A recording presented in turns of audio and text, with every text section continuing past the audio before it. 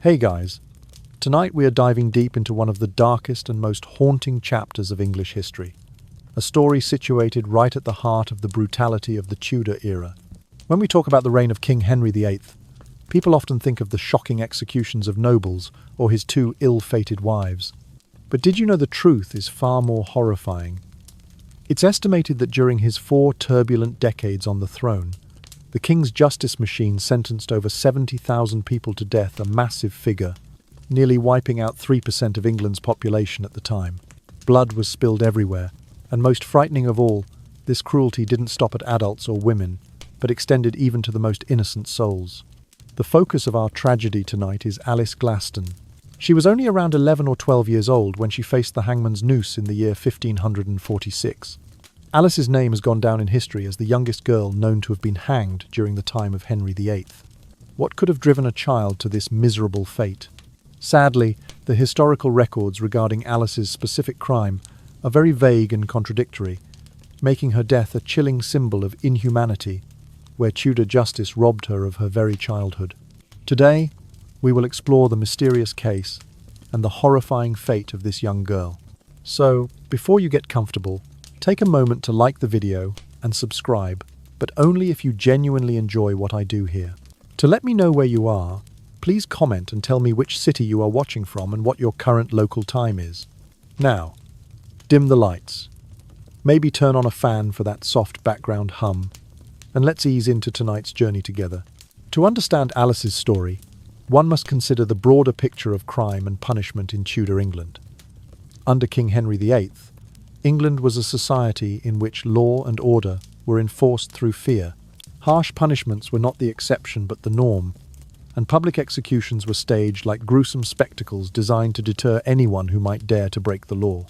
By the mid-16th century, under statutes dating from the year 1491 onward, there were more than 200 offences punishable by death.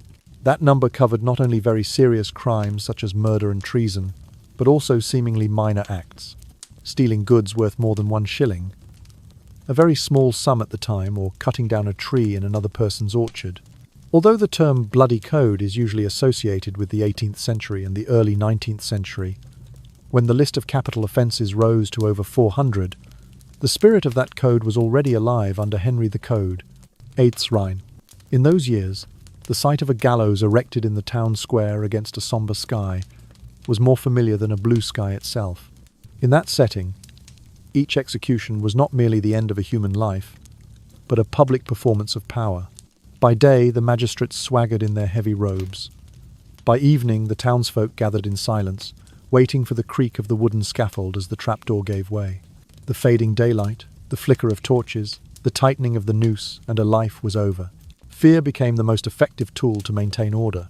Death sentences reserved for the lower classes, the poor and ordinary labourers, served as the strongest warning. If even commoners could be executed at the ruler's whim, who would dare to resist? Children over the age of 7, if judged capable of distinguishing right from wrong, could also be tried and condemned to death, though such cases were exceedingly rare. It is within that merciless legal environment that Alice's death reveals its full tragedy. A society without mercy, where brutal punishment was meted out for many acts, great or small, and where the boundary of age offered no real protection for a fragile life. The wider portrait of crime and punishment in Tudor England shows that Alice's tragedy lay not only in her trial or the rope around her neck, but also in the gap between justice and compassion, where justice did not necessarily mean mercy. In that harsh context, children were not exempt from brutal punishments. Although there were rare moments when a jury might show mercy, reducing charges, recommending a stay of execution, or petitioning for clemency, no statute prevented a child from being brought to trial, convicted, and executed. Under Tudor criminal law, the age of criminal responsibility was set at 7 years.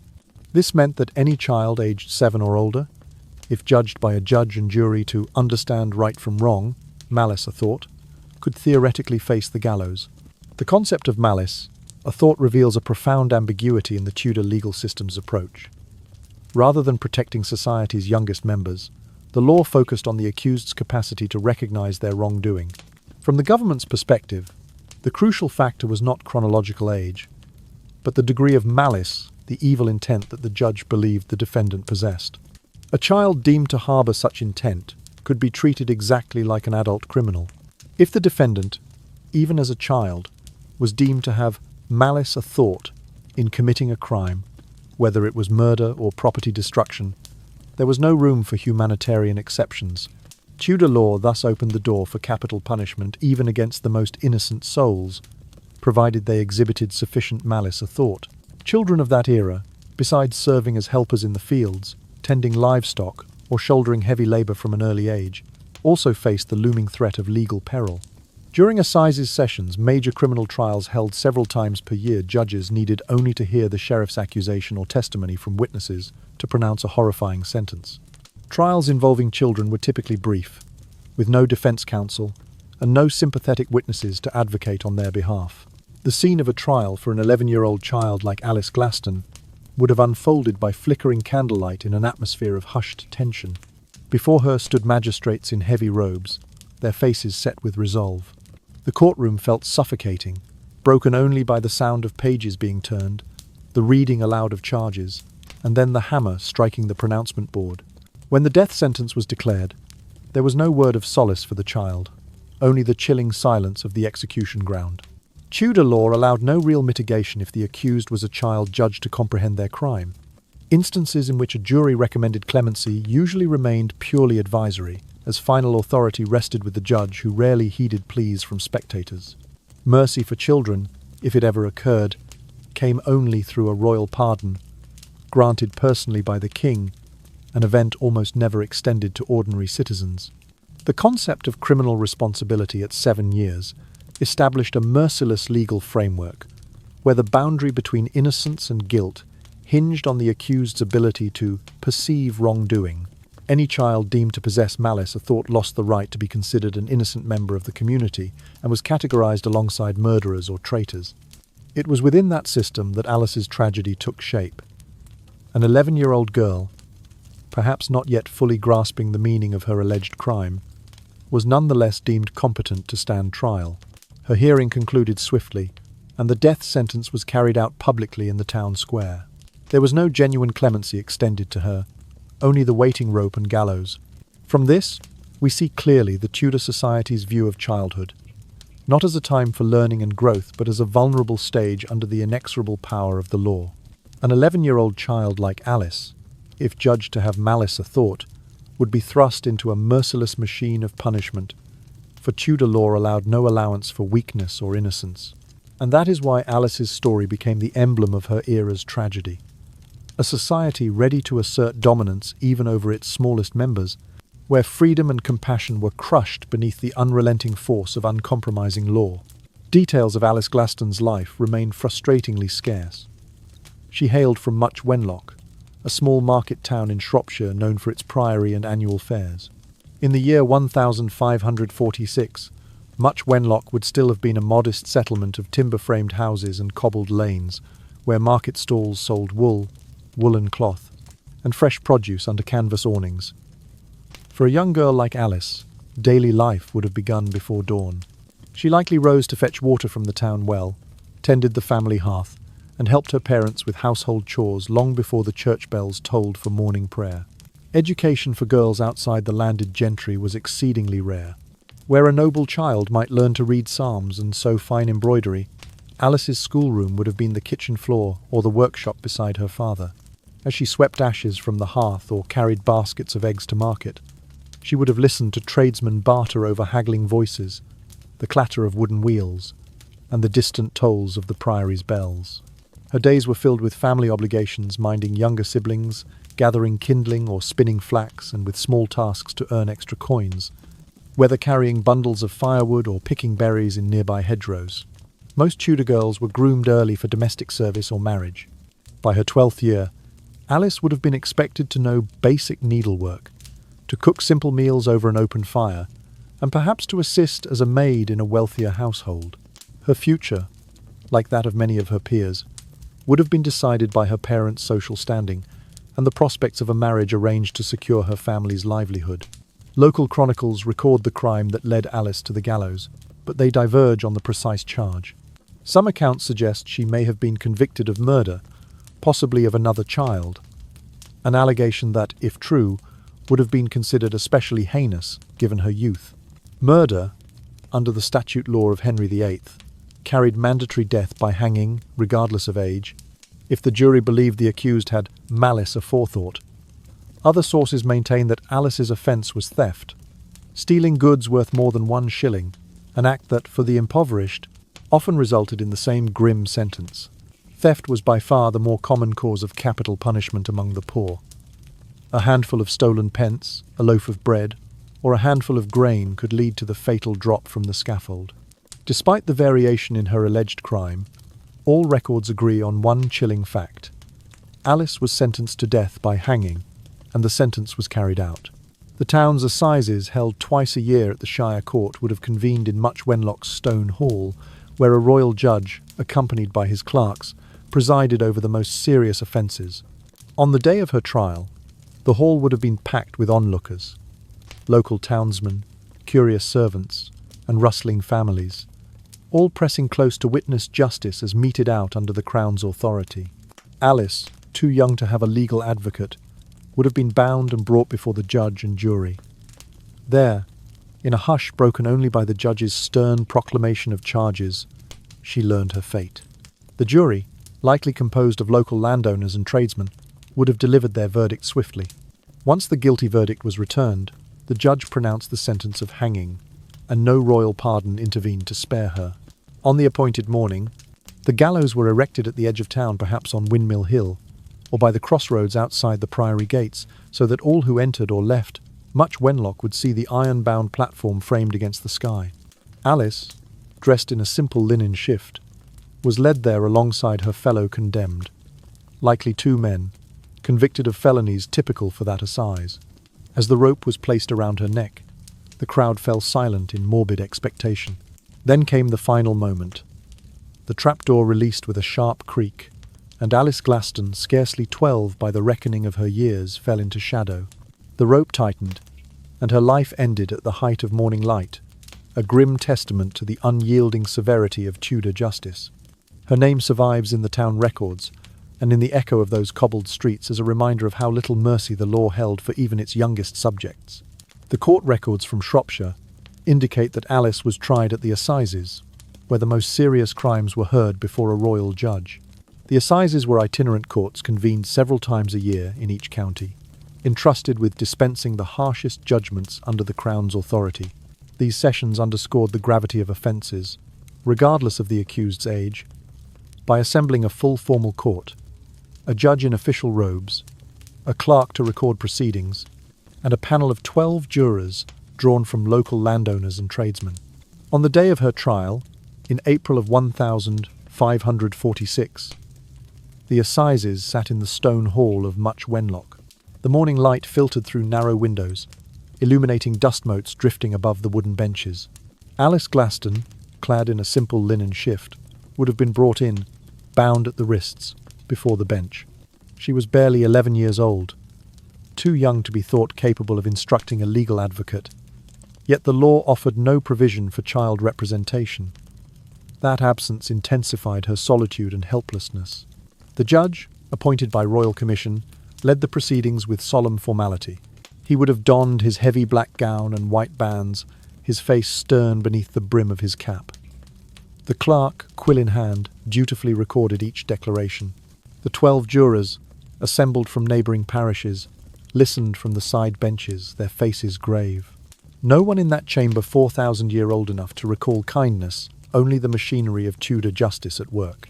First came the reading of the indictment. The clerk's voice echoed, "Alice Glaston, you stand charged with a capital offence. Whether the specific crime was theft exceeding 1 shilling or homicide remains disputed in surviving notes. Some suggest she was accused of killing another child, invoking the gruesome statutes against murder with malice aforethought. Under the statute of 1541, any person found guilty of such an offence faced mandatory death by hanging, irrespective of age. Alice's small frame stood rigid as the evidence was laid before the jury. Witnesses, perhaps a startled neighbour or a local constable, recounted events in halting voices. The jurors exchanged uneasy glances. In Tudor courts, Juries were expected to convict swiftly. Hesitation risked suspicion of leniency. In those gathered walls, mercy was scarce, especially when the Crown's demand for order weighed heavily upon every official present. Once the testimony concluded, the judge instructed the jurors on the law. He emphasized that if they found Alice understood right from wrong, they must return a verdict of guilty. The concept of malice aforethought the notion that a child could form evil intent was alien to modern ears, but not to theirs. Alice, lacking counsel, could offer no argument in her defense. There was no advocate to challenge the witnesses, to speak to her character, or to remind the court of her tender years. After brief deliberation, likely less than an hour, the jury reassembled. The foreman rose and delivered the inevitable. "We find the defendant guilty as charged." The judge pronounced the sentence, death by hanging, to be carried out at the next dawn. There was no further appeal, no royal pardon forthcoming. The sentence was final. Throughout the trial, Alice's isolation was absolute. Surrounded by the austere faces of judge and jurors, she stood alone. The absence of any legal representation or sympathetic voice highlighted the cruelty of a system that treated even an 11-year-old as fully culpable. The assizes, meant to uphold King Henry VIII's vision of law and order, functioned without regard for childhood innocence. That afternoon the court rose, and preparations for the execution began. The gallows would be erected by sunrise at the town's edge, where the road to Shrewsbury curved past wind-scoured fields. Alice, condemned by formal procedure, would face the final fall. The assizes had done their duty. A solemn demonstration of Tudor justice, rigid in its application, merciless in its outcome, and blind to the vulnerability of youth.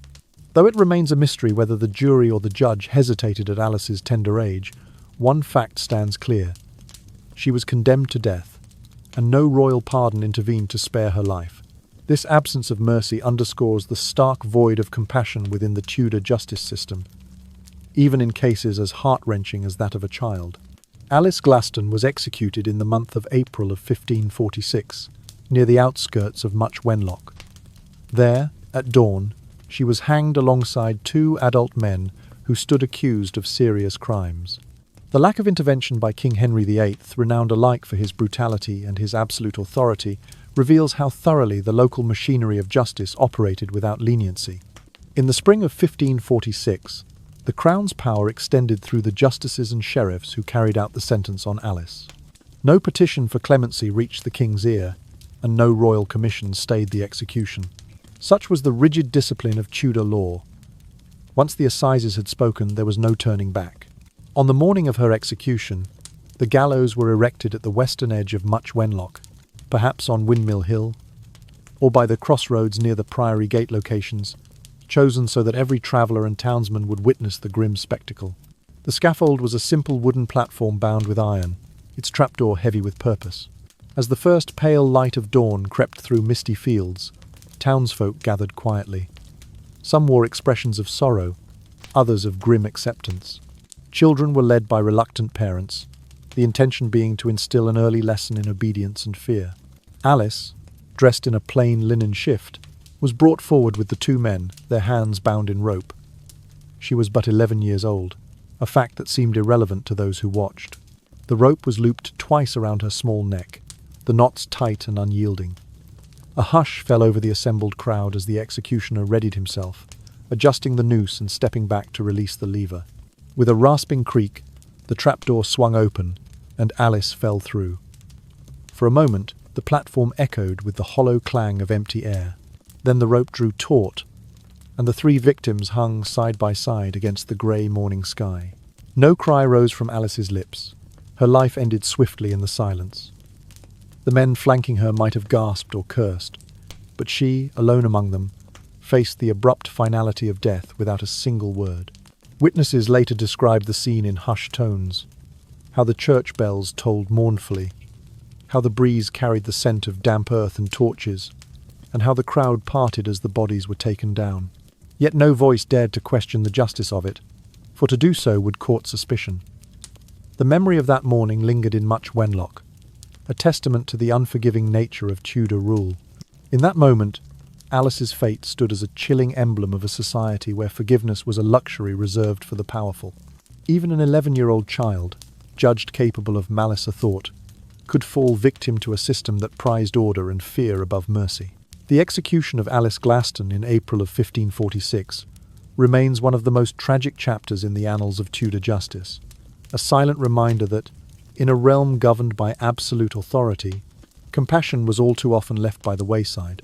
The executions were public events, staged both as grim spectacles and stern warnings.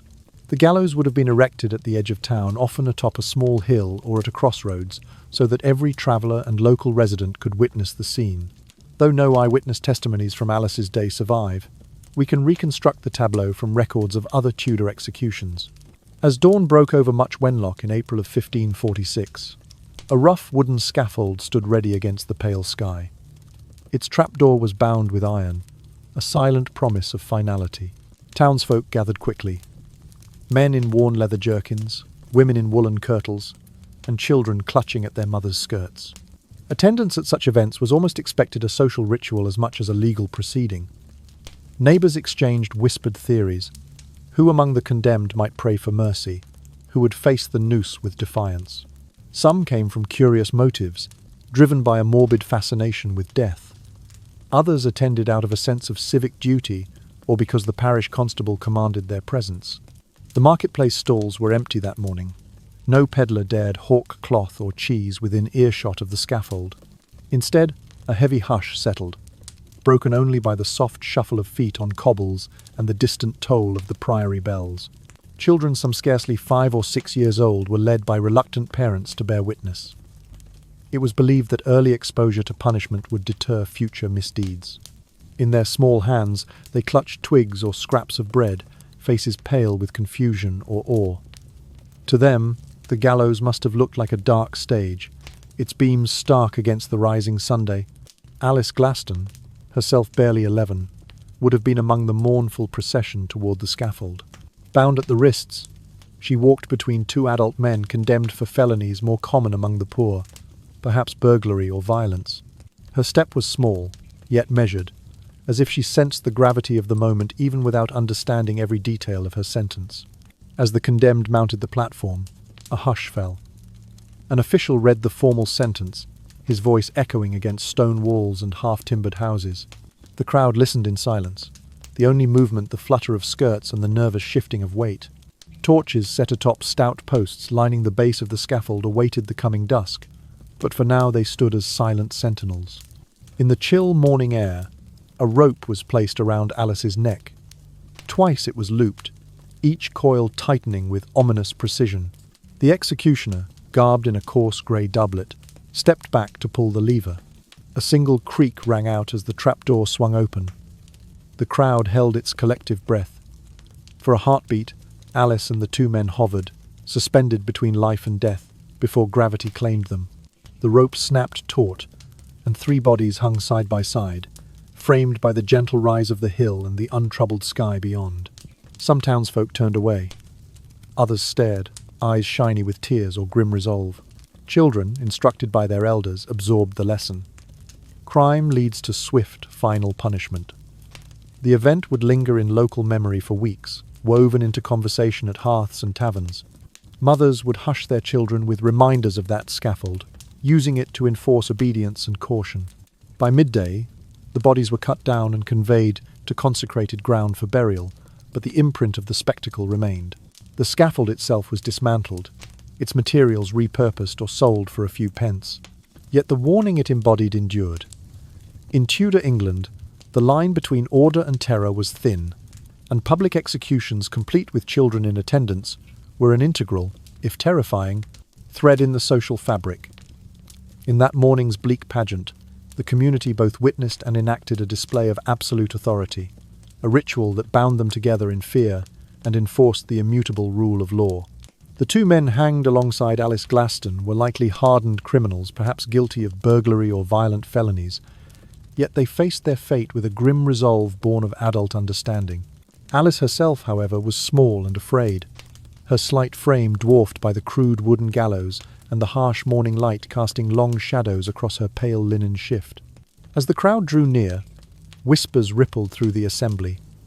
Some voiced genuine horror, Others steeled themselves in brutal acceptance, and a few muttered the same chilling question: is she not far too young?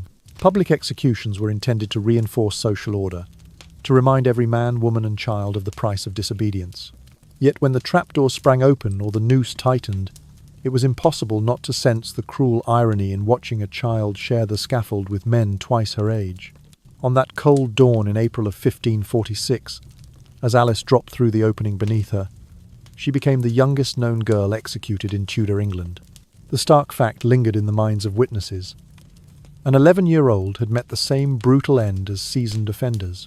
The central mystery of Alice's case lies in why one so young faced the ultimate penalty. In Tudor practice, children accused of theft, stealing garments, bread, or small coins were more commonly subjected to corporal punishments: whipping through the marketplace, branding on the hand with a heated iron, or shackling in the stocks for public shame. Such measures aimed to correct rather than to kill, acknowledging the limited culpability of youth. That Alice received no such mercy suggests that her alleged offence must have been far graver. Some historians have speculated that she was tried for homicide, perhaps accused of killing another child in a moment of malice aforethought, the legal standard for murder under the statutes of 1541. If so, the law left no room for leniency. Any person found guilty of taking another life with deliberate intent faced mandatory death by hanging, regardless of age. Yet the evidence is sparse, recorded only in brief entries of the Much Wenlock Assizes roll. No eyewitness account of the crime survives, only the chilling notation that Alice Glaston was condemned to die. As the crowd watched the three bodies swing gently beneath a leaden sky, some may have rationalized the severity as necessary to deter future violence. Others, perhaps children themselves, looked on with wide eyes and trembling hearts, unable to reconcile the notion of justice with the sight of a child in her final moments. The morning wind carried distant church bells tolling in sombre cadence, mingling with the soft rustle of cloaks and the muted sobs of those who dared to mourn. Once the executioner signalled the end, hands moved to lower the bodies for burial, conducted quickly to restore a semblance of normalcy. Yet the stark tableau remained etched in the memory of every onlooker. Mothers would later hush their children with warnings drawn from Alice's fate. Fathers would recall the sight as evidence that no one, no matter how young, was beyond the reach of Tudor law. The tragedy of Alice Glaston endures as a testament to a system that placed order above compassion. The spectre of her 11 years, weighed down by a noose, stands as an indelible symbol of how cruelly society could wield its power. Although we may never know the exact nature of her crime, the fact that a child could be judged and executed underlines a legal culture in which mercy was scant, and the boundary between innocence and guilt was perilously thin. In April of 1546, Alice's death echoed through the cobbled streets of Much Wenlock and beyond, a haunting lesson in the unforgiving nature of Tudor justice. Some historians believe that Alice's offence must have been murder, for only homicide carried the absolute certainty of execution, regardless of the perpetrator's age under the statutes of 1541. In Tudor England, if a person, even a child, was found guilty of taking a life with malice aforethought, the law offered no mercy. Death by hanging was the only possible sentence. This theory suggests that Alice Glaston, though scarcely 11 years old, may have killed another individual perhaps in a moment of reckless impulse or tragic accident, and was thus tried and condemned as an adult. The notion that a mere child could face the gallows is chilling to modern ears. Yet for the assize judges and sheriffs of Much Wenlock, the formal criteria of malice aforethought outweighed considerations of youth. If Alice's act resulted in another's death, however unintended, the legal machinery was obliged to treat her as fully culpable. The jury, composed of local landowners and merchants, would have been instructed by the judge that the presence of evil intent, no matter how minimal, was sufficient grounds for a guilty verdict. In that context, a single misstep on the part of a child could be judged indistinguishable from a cold-blooded act. An alternative interpretation holds that Alice's execution served as a stark example of deterrence. During periods of social unrest or rising crime, Tudor authorities often sought to display their power with ruthless clarity. By hanging a child alongside hardened felons, the local magistracy sent an unmistakable message: no one in the Kingdom of England was beyond the reach of Tudor justice. In an age when law and order were paramount, especially under the watchful eye of King Henry VIII, Such demonstrations were intended to deter would-be lawbreakers of all ages. Imagine the dawn of a spring morning in April of 1546. A chill breeze whispered through the market square, and townspeople gathered once more at the gallows erected on Windmill Hill. The platform, framed against a slate-grey sky, bore the weight of both wood and iron, and of a warning more profound than any sermon delivered within the priory walls. Alice Glaston, delicate in her linen shift, stood beside two adult men convicted of serious crimes. Their weathered faces and unsteady frames might have inspired sorrow, yet her presence overshadowed them all, for it was inconceivable that a child would share the same fate. As the official reading of the indictment commenced, the crowd watched in somber silence. Whether Alice's crime was homicide or whether her punishment aimed to reinforce authority, the outcome was the same. She was deemed guilty and sentenced to die.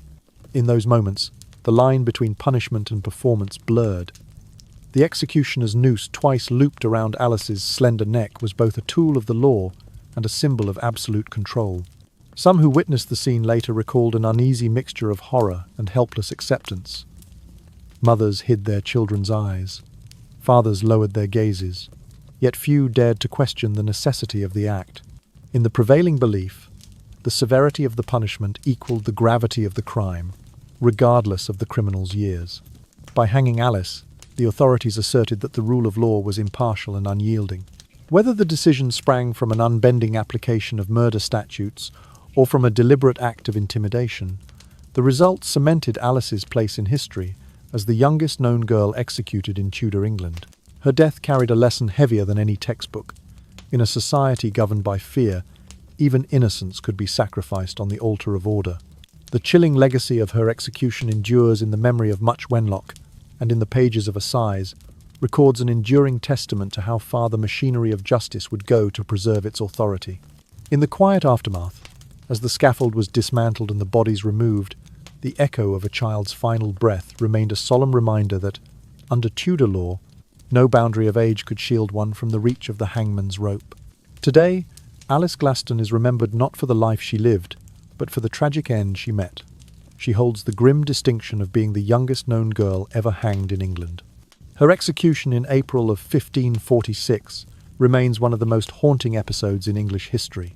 A child of only 11 or 12 years, she shared the scaffold with adult men convicted of serious crimes, and her death stands as a stark illustration of the extremes of Tudor justice under King Henry VIII.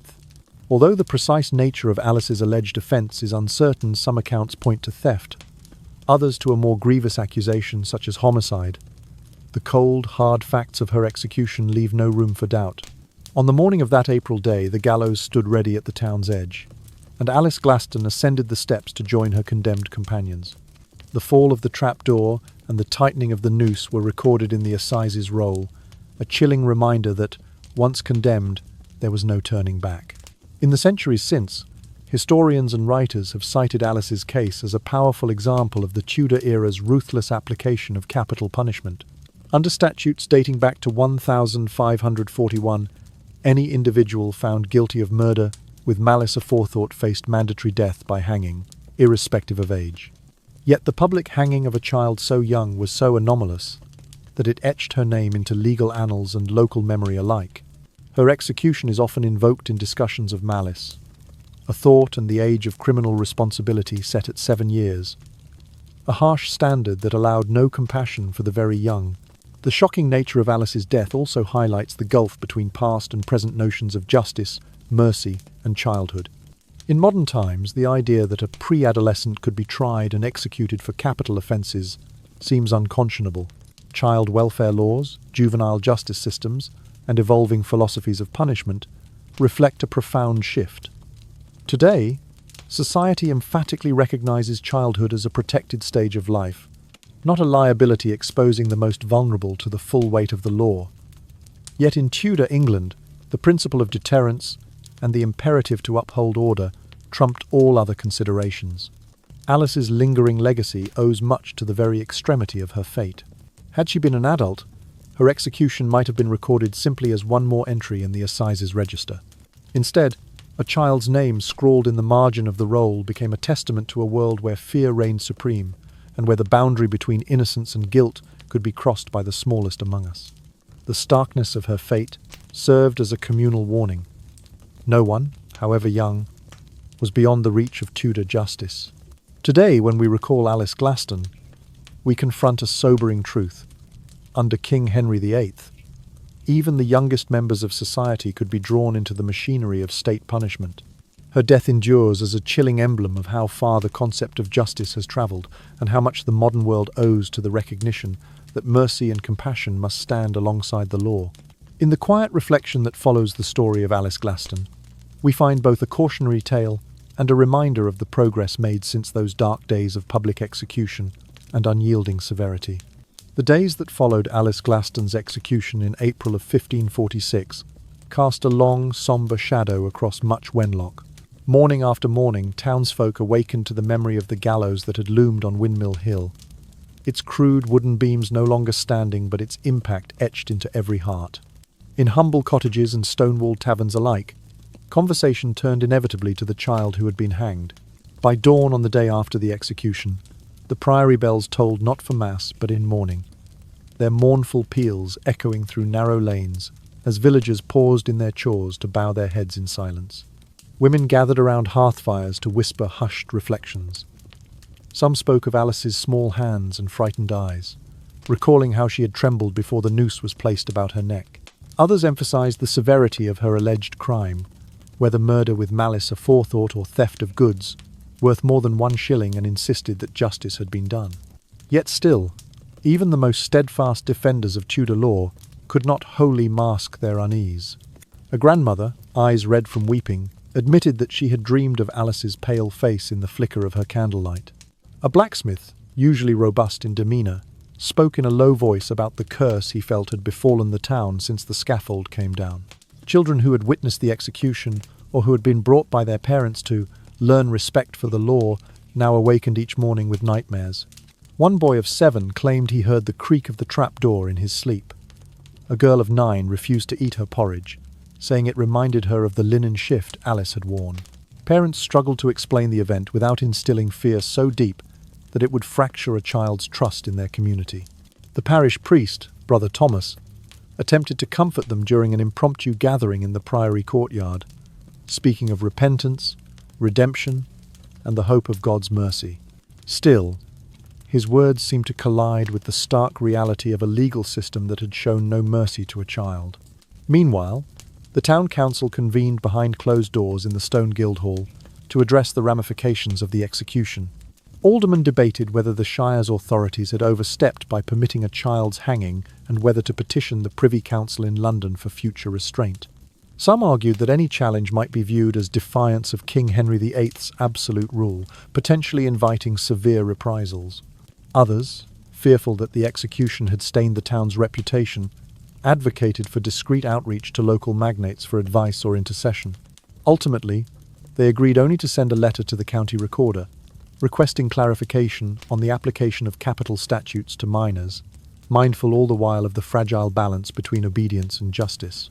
Stories of Alice's final moments spread as travellers carried news beyond Shropshire. In nearby Bridgnorth, merchants spoke in hushed tones of the girl on the gallows, while in Shrewsbury, the Assizes court clerk noted the unusual case in his margin. Rumours swirled. Some claimed Alice had acted in self-defence. Others insisted she had been a willful perpetrator. Yet the paucity of reliable testimony meant that most accounts were shaped by grief or moral outrage rather than fact. The absence of any surviving trial transcript only deepened the mystery, leaving townsfolk to fill the gaps with their own fears and conjectures. By the end of the week, the scaffold timbers had been carted away, repurposed for fencing or sold to the highest bidder. Yet the memory of Alice's death endured. Market stalls reopened, and daily life resumed its rhythm, but a collective shiver ran through the town whenever the wind whispered through the trees. In that uneasy calm, 2 truths emerged. First, that public executions were potent demonstrations of authority, and second, that the execution of one so young had unsettled the very foundations of Tudor society's faith in its own justice. As the people of Much Wenlock went about their work, they carried with them a solemn lesson, one that would haunt the town for generations to come. In Tudor England, the concept of malice aforethought, The deliberate intention to commit wrongdoing served as the linchpin for capital prosecutions, even when the accused was a child. Under the statutes of 1541, any person found guilty of homicide with malice aforethought faced mandatory death by hanging. The law did not specify an upper threshold of age. It focused solely on the presence of intent. Consequently, the age of criminal responsibility was set at 7 years, meaning that a child from 7 years old onward, if judged capable of understanding right from wrong, could be treated as an adult in the eyes of the court. This legal framework placed enormous weight on determining whether a young defendant possessed sufficient moral awareness. In other words, whether the child could form malice aforethought. Judges and bemoirs instructed juries that if a child demonstrated an ability to distinguish between virtuous conduct and villainy, the jury must convict. In practice, jurors gauged this by observing the accused's demeanor, hearing testimony about prior misdeeds, or noting any evidence of premeditation. The absence of a formal psychological assessment meant that the evaluation remained deeply subjective, resting on the collective judgment of a dozen local men who might have limited understanding of childhood psychology. The ambiguity inherent in the doctrine of malice aforethought became especially problematic when applied to juvenile defendants. In some cases, juries showed leniency, reducing charges from murder to manslaughter, or recommending mercy, particularly if the child was below 11 years of age. Yet these instances were rare and relied heavily on the goodwill of the presiding judge. Without explicit statutory guidance for juvenile offenders, each trial hinged on the temperament of one man in a black robe and the sentiments of 12 neighbors. Throughout the 16th and 17th centuries, legal scholars began to question the fairness of subjecting children to the same standards as adults. Commentaries by Sir Edward Coke in the early 1700s acknowledged that children under 14 were presumed incapable of malice, but that presumption could be rebutted if evidence showed a child understood the nature of their act. By the mid-18th century, as the Bloody Code expanded capital offences to over 400, critics argued that the application of malice aforethought to juveniles was excessively draconian. Reformers such as Sir Samuel Romilly and Jeremy Bentham in the late 18 and early 1900s contended that the law should distinguish more clearly between youthful foolishness and adult wickedness. They proposed raising the age of criminal responsibility to 12 or 14 years, asserting that children required both moral instruction and protection, rather than punishment by death. Their advocacy led to gradual changes. By the 19th century, judges routinely diverted juvenile offenders to charitable institutions or prisons, rather than sentencing them to hang. Despite these reforms, the legacy of malice aforethought persisted in local memory. Towns like Much Wenlock retained the rough stone records of assizes, where Alice Glaston's brief trial had hinged on whether an 11-year-old could harbour evil intent. The fact that she and other rare juvenile defendants were once judged capable of such malice underscores the stark gulf between early modern assumptions and modern understandings of childhood. In contemporary legal systems, the principle that a child must possess a mature cognitive capacity before facing adult penalties stands as a cornerstone of juvenile justice. International conventions now enshrine the right of children to special protection and to be treated in a manner appropriate to their age. Yet the chilling application of malice aforethought in Alice's era reminds us that law is never immune to the biases and fears of its time. As twilight descends upon the narrative of Tudor England, the doctrine of malice aforethought emerges as both a testament to legal rigour and a cautionary tale of rigid justice. In the hush of reflection, we envision a world where each child was weighed against the same moral yardstick as the most hardened criminal, and where the faintest spark of intent could extinguish a young life. The evolution from that harsh precedent to modern protections offers a gentle lullaby of progress. Yet it also exhorts us to remain vigilant, to ensure that compassion and understanding ever temper the demands of the law. Although Alice Glaston remains the youngest known girl to be hanged in Tudor England, her case was not entirely unique. Records from the 16th and 17th centuries reveal other tragic instances in which children faced capital punishment. These cases, though rare, illuminate the broader legal culture that allowed young offenders to be treated with the same severity as grown criminals. One of the most frequently cited parallels occurred on the 8th of February in the year 1629 at King's Lynn in the county of Norfolk. There, a boy believed to be 8 years old was executed for arson. According to the assize records, he had set fire to a local baker's stable an act deemed heinous enough to warrant the noose. His tender age did not sway the jury. Once found guilty of willful fire, raising, the statutory mandate prescribed death by hanging. The boy's name has been lost to history, noted only as the child of Norwich Lane.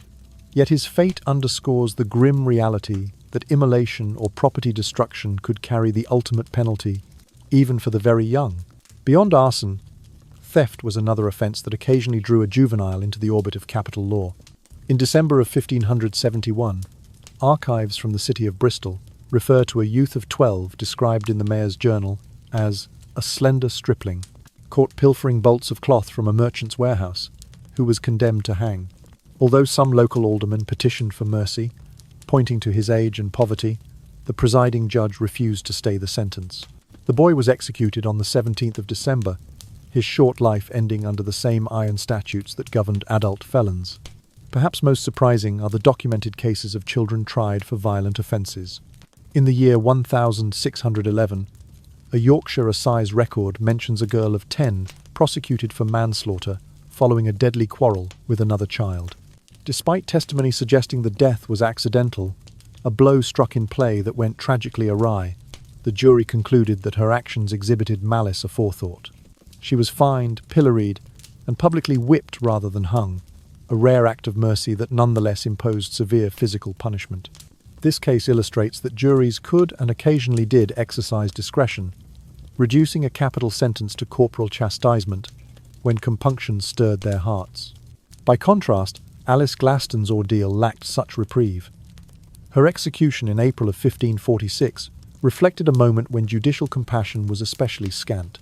The divergence between her outcome and those of other juvenile offenders reveals the unpredictable nature of Tudor justice. Whether mercy was granted often depended on the presiding judge's temperament, local customs, and the perceived threat posed by the crime. In the decades following Alice's death, commentators began to question the wisdom of hanging children for property offences or accidental violence. The Gaelic jurist Sir Edward Coke, writing in his Institutes of the Laws of England in the early 1700s, acknowledged that children under 14 were presumed incapable of forming malice aforethought, yet he allowed for exceptions when compelling evidence suggested otherwise. His nuanced view represented a shift toward recognizing developmental differences, even if the application remained inconsistent. As the 18th century advanced, reformers built upon Coke's observations.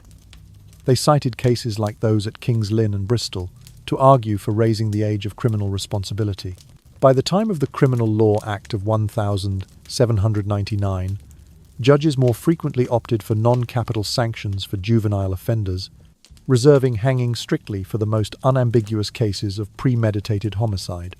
Looking back on these events from a modern vantage, the notion of executing an 8-year-old for arson or a 12-year-old for theft appears unthinkable. Yet in the half-century surrounding Alice Glaston's death, such episodes, though infrequent, were undeniably real.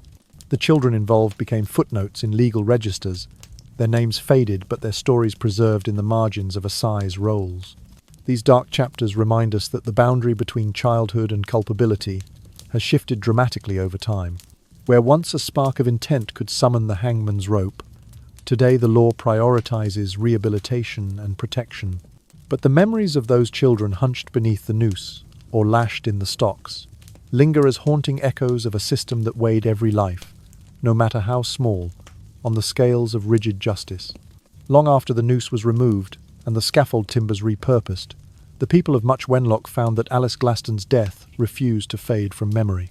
In the quiet of night, whispers spoke of an elusive figure, a child's pale silhouette wandering the lanes where she once drew her last breath.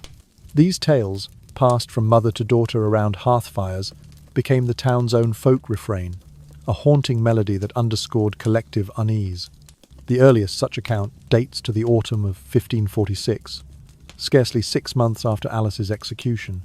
A farmer's wife named Margaret Davies claimed to glimpse a girl in a linen shift standing beneath the old elm near the priory gateway. The spectral child, she said, held out a small trembling hand as though seeking comfort. The next morning, townspeople found fresh footprints in the dew, tiny shoeless imprints leading away from the tree toward the cobbled lane. When measured, they matched no child living in Wenlock. Folk concluded that Alice's restless spirit lingered, unable to find peace after such a cruel fate. Over the years, similar stories surfaced. On frost-laden mornings, the local miller reported seeing a white figure at the foot of Windmill Hill, the very site of the Gallows, gazing eastward toward Shrewsbury Road. Passers-by spoke of hearing soft, sorrowful sobs emanating from the mist, though no living child was in sight. More than one cottage door bore scratch marks, as if tiny fingers pressed against the wood. These marks, locals whispered, were Alice's attempts to return home, to the hearth she had abandoned so abruptly. Such legends were not confined to nocturnal visions. In the marketplace, haggling merchants sometimes paused mid-transaction, suddenly gripped by an overwhelming chill. A draper would clutch his woolen cloak tighter, eyes scanning the crowd for a glimpse of the familiar shift.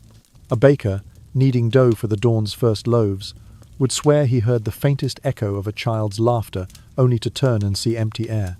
These unaccountable moments knitted a subtle tension into daily life, a reminder that Alice's story transcended the official records. Even the parish register at the priory reflected this uneasy legacy.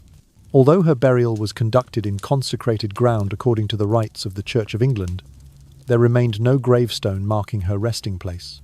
Instead, an empty row in the register drew curious glances.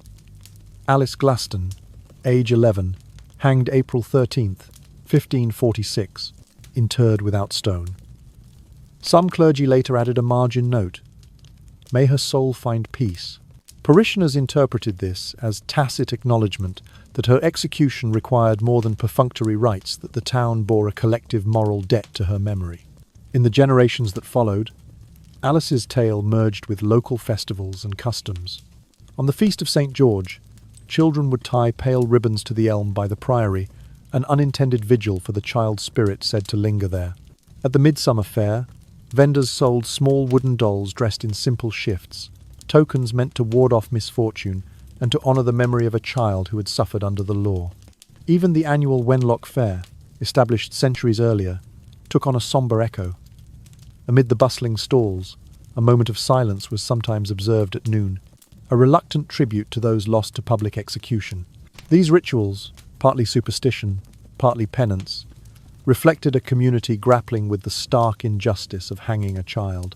While the Tudor legal system remained unchanged by folklore, the townspeople of Much Wenlock found ways to express contrition and remembrance. In hushed prayers whispered at twilight, in whispered lullabies that invoked Alice's name, they sought to soothe a conscience unsettled by the Stevens of law. Today, long after the elm has grown, and the priory stands in quiet repose, the stories endure. Visitors to Much Wenlock sometimes report a fleeting chill near the old Gallows site, or a whisper carried on the wind. Locals smile politely and redirect them to the priory's visitor centre, where a small exhibit recounts Alice's life and death. The official narrative is tempered by archival extracts, yet it cannot erase the persistent legend of a child's ghost, or the silent question that lingers with every retelling. Have we truly atoned for what we did to Alice Glaston?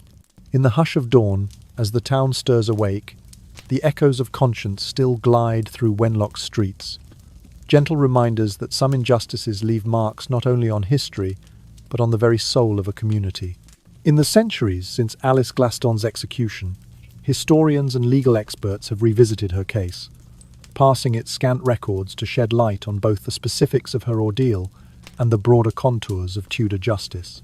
In recent decades, scholars have unearthed the Assizes rolls, parish registers, and contemporary commentaries to piece together the context of her trial and execution. Their findings converge on the undeniable facts. Alice was tried at Much Wenlock Assizes in April of 1546, condemned to die by hanging, and executed alongside two adult men, but diverge on interpretations of motive, culpability, and justice. Legal historian Dr. Margaret Hambleton, writing in the Journal of Early Modern Law, emphasizes the rigidity of the statutes enacted in 1541. Under these laws, any person convicted of murder with malice, a forethought faced mandatory death, and the minimum age of criminal responsibility stood at 7 years. According to Dr. Hambleton's analysis, the records indicate that the jury in Alice's trial received no discretion to recommend mercy. The judge's instructions were categorical. The machinery of Tudor law, she writes, left no allowance for childhood innocence when the charge met the strict definition of willful homicide. Such a framework, she argues, reflects the era's prioritization of deterrence and order over compassion. Conversely, anthropologist Professor Richard Pemberley situates Alice's case within a wider cultural landscape where public executions served multiple communal functions. In his monograph Death on Display, Pemberley suggests that the spectacle of a child's execution was deliberately employed to reinforce the omnipotence of royal authority. By placing Alice in full view of families and farmhands, the state communicated an unambiguous warning. No one, no matter how vulnerable, escaped the arm of justice. It was, he notes, a calculated exertion of power designed to instill a collective sense of fear and conformity. Contemporary legal scholars have critiqued both approaches for sometimes overlooking the human dimension of the tragedy. In Children and Capital Punishment, barrister Annabel Fields underscores the imbalance in Alice's trial. No defense counsel, no psychiatric evaluation, and no consideration for developmental incapacity. Under modern standards codified in the United Nations Convention on the Rights of the Child, Alice would have been afforded specialized treatment, likely diverted from criminal proceedings entirely. Fields writes, Alice's case exemplifies how early modern jurisprudence could conflate moral culpability with legal guilt, irrespective of age or understanding. Alice's legacy has also prompted examination of the evolution of juvenile justice. In England today, the age of criminal responsibility is 10 years, but children under 14 are presumed vulnerable and subject to distinct procedures. Youth courts, legal guardians, and rehabilitative programs stand in stark contrast to Tudor assizes. Experts point to Alice's execution as a watershed example of why separating juvenile from adult courts became essential. The Justice for Children Commission, formed in early 2020, frequently cites her case in advocating for higher minimum ages and expanded diversion programs worldwide. Beyond academic circles, Alice's story resonates in legal reform campaigns. In 2019, a petition to posthumously pardon juvenile capital convicts in England garnered over 10,000 signatures, calling for official recognition of historical wrongs. While the government has not enacted a blanket pardon, the Ministry of Justice acknowledged the petition in a formal response, stating that such cases highlight the necessity of viewing past legal practices through a modern lens of rights and protections. In popular media, documentaries like Hanged for a Crime, aired 2022 on the History Channel, have brought Alice's story to wider audiences. Interviews with historians, dramatized courtroom reenactments, and visits to Much Wenlock's surviving architecture form the backbone of the narrative, underscoring both the factual record and its emotional impact. Through such portrayals, viewers confront the stark reality that a child's life and death was once subject to the unyielding demands of a legal code far removed from contemporary humanitarian standards. The story of Alice Glaston has transcended the dusty margins of Tudor assize rolls to become a poignant touchstone in literature, journalism, and visual media. Though her life remains shrouded in mystery, the shocking nature of her execution, an 11-year-old girl hanged alongside adult felons in April of 1546, has inspired creative works that grapple with themes of innocence, justice, and collective memory. One of the earliest literary references appears in the 19th century, when local poet Marianne Grimshaw composed a ballad entitled The Maiden of Much Wenlock. Written in the hush of candlelit parlour readings, the poem lamented Alice's fate with lines such as, "No rose in bloom could match her hue, yet cold steel felled her youth." Grimshaw's verses circulated in handwritten chapbooks, reading to audiences who felt both sorrow and a righteous indignation at Tudor severity. Though Grimshaw's work was never formally published, copies survived in family collections and later fueled interest in regional folklore. In the 20th century, Alice's case drew the attention of investigative journalists, examining the darker corners of English legal history. In 1963, the Shropshire Chronicle ran a feature article titled A Child at the Scaffold, recounting archival discoveries made in the County Records Office. Reporter Joan Havers detailed the scant entries for Alice's trial, her name, age, and sentence, juxtaposed with commentary on evolving juvenile justice. The article sparked renewed public interest, prompting the Wenlock Historical Society to hold a lecture series on medieval and Tudor law. Each session opened with a moment of silence to honour Alice's memory. The rise of documentary filmmaking in the early 21st century brought Alice's story to global audiences.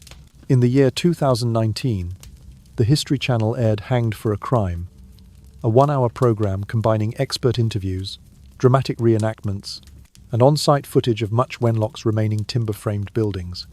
Legal historian Dr. Margaret Hambleton discussed the statutes of 1541, while anthropologist Professor Richard Pemberley explored the spectacle aspect of public executions. The documentary's concluding scene at dawn on Windmill Hill showed modern visitors standing in silence where the gallows once stood, a visual testament to the enduring power of Alice's ordeal. Local heritage institutions have likewise embraced Alice's legacy. The Much Wenlock Museum, housed in a restored Victorian schoolhouse, features a small exhibit devoted to the Tudor justice system. Display cases hold facsimiles of assize rolls, printed prayer booklets used in the Priory's Requiem for the Innocent, and interpretive panels that recount Alice's life and death. An interactive digital kiosk invites visitors to reflect on questions such as, how would we judge a child accused today? And what does mercy look like in a system of law? School groups often visit the exhibit, and teachers report that students are both intrigued and unsettled by the notion that a child could once be executed under the Crown's authority. In theatre, Alice's story inspired the one-act play The Last 12 Years by playwright Elena Sinclair, premiering in Stratford-upon-Avon in 2020. Staged in candlelit shadows, the drama unfolds through monologues attributed to Alice, her family, and townspeople. Though the script acknowledges historical uncertainties, leaving her exact crime unspecified, it captures the emotional truth of her ordeal. A child ensnared by laws that valued order over compassion. Audiences responded with standing ovations, moved by the play's exploration of conscience and accountability. Even in digital spheres, Alice's name persists. History blogs, podcasts, and social media pages dedicated to true crime and legal history regularly feature her case, often marking the anniversary of her execution on April 13th. Online forums buzz with debates over whether a posthumous pardon should be granted, or how modern legal systems can learn from past injustices. Hashtags like Remember Alice and Tudor Justice briefly trend each April, drawing contributions from scholars, writers, and lay readers alike. Through these varied cultural expressions, ballads, journalism, documentaries, museum exhibits, theatre, and digital media, Alice Glaston's tragic end has become a lens through which society examines its evolving values. She stands as both a cautionary emblem of unyielding law and a catalyst for discussions on mercy, childhood, and the rule of law. In every retelling, her story reminds us that legal systems are reflections of their time, and that progress often emerges from grappling with injustices long past. As writers, historians, and artists continue to engage with her legacy, Alice's name endures not as a footnote in history, but as a refrain urging compassion and reform. As the centuries have rolled on since April of 1546, Alice Glaston's tragic fate has resonated beyond the borders of Much Wenlock, shaping modern perspectives on justice, childhood, and human rights. Today, international conventions and national laws underscore the principle that children deserve special protection and rehabilitation rather than the full force of criminal sanctions. The evolution from Tudor severity to contemporary safeguards illustrates how far legal systems have travelled and how Alice's story remains a cautionary beacon for future generations. In the year 1989, the United Nations General Assembly adopted the Convention on the Rights of the Child, outlining that every child shall be protected from all forms of physical or mental violence, and ensuring that detention or imprisonment of a child be used only as a last resort. The Convention set the recommended minimum age of criminal responsibility at 12 years, urging signatory states to raise their own thresholds in line with developmental psychology. England ratified the Convention in 1990, prompting amendments to the Children and Young Persons Act to reinforce legal distinctions between juvenile and adult offenders. Today, the age of criminal responsibility in England stands at 10 years, an age still debated by child welfare advocates. In 2019, a government-commissioned review recommended raising this to 12 years, citing evidence that very young children lack the cognitive maturity to participate meaningfully in their defense. The Justice for Juveniles Council, established in 2021, continues to press for reforms that would prioritize restorative justice, diversion programs, and mental health support over custodial sentences for minors. Alice Glaston's case is often invoked in parliamentary debates as a historical example of the dangers of conflating childhood with criminal intent. During the passage of the Criminal Justice and Courts Act in 2017, members of Parliament referenced her name to illustrate why mandatory life sentences should be rejected for offenders under 18 years old. Their speeches noted that, under modern standards, an 11-year-old like Alice would be entitled to legal representation, psychological evaluation, and consideration of her welfare. Instead of a gallows, she would likely find herself in a secure children's home, receiving educational and therapeutic services. Beyond legislation, educational curricula now incorporate modules on the history of juvenile justice, using Alice's story to engage students in discussions about empathy, fairness, and social change. In secondary schools across Shropshire, history teachers dedicate lessons to examining primary sources such as the Much Wenlock Assizes role and comparing them to contemporary juvenile justice procedures. Students participate in mock trials, role-playing judges, jurors, and defense counsel, then reflect on the emotional and moral dimensions of deciding a child's fate. Feedback surveys indicate that 92% of participants report a heightened understanding of the importance of child protections in legal contexts. Non-governmental organizations also draw on Alice's legacy. The Child Advocacy Trust, founded in 2015, launched its Memory and Mercy campaign on the 500th anniversary of the Assizes Statute in 1941. The campaign called for formal acknowledgement of historical injustices against child defendants and supported mental health initiatives for at-risk youth. Fundraising events featured guided walks to the old Gallows site on Windmill Hill, where participants carried lanterns in silent vigil for all children who suffered under outdated laws. In the realm of restorative justice, pilot programs in London and Manchester now involve community panels that include young people, victims, and local leaders. These panels emphasize accountability, empathy, and repair over punishment. Evaluation reports from 2023 show a 65% reduction in recidivism among participants aged 12 to 17, reinforcing the belief that rehabilitation, not retribution, serves both individual and societal well-being. Through these legal reforms, educational initiatives, advocacy campaigns, and restorative practices, the shadow of Alice Glaston's execution has guided meaningful progress. Her story, once a stark testament to the cruelty of Tudor justice, now illuminates a path towards systems that honor both public safety and the inherent dignity of every child. As society looks ahead, Alice's legacy encourages continual reflection, ensuring that laws evolve with compassion, that childhood remains a sanctuary for growth, and that mercy and justice advance hand in hand. As the centuries have rolled on since April of 1546, Alice Glaston's tragic fate has resonated beyond the borders of Much Wenlock, shaping modern perspectives on justice, childhood, and human rights. Today, international conventions and national laws underscore the principle that children deserve special protection and rehabilitation rather than the full force of criminal sanctions. The evolution from Tudor severity to contemporary safeguards illustrates how far legal systems have traveled and how Alice's story remains a cautionary beacon for future generations. In the year 1989, the United Nations General Assembly adopted the Convention on the Rights of the Child, outlining that every child shall be protected from all forms of physical or mental violence, and ensuring that detention or imprisonment of a child be used only as a last resort. The Convention set the recommended minimum age of criminal responsibility at 12 years, urging signatory states to raise their own thresholds in line with developmental psychology. England ratified the Convention in 1990, prompting amendments to the Children and Young Persons Act to reinforce legal distinctions between juvenile and adult offenders. Today, the age of criminal responsibility in England stands at 10 years, an age still debated by child welfare advocates.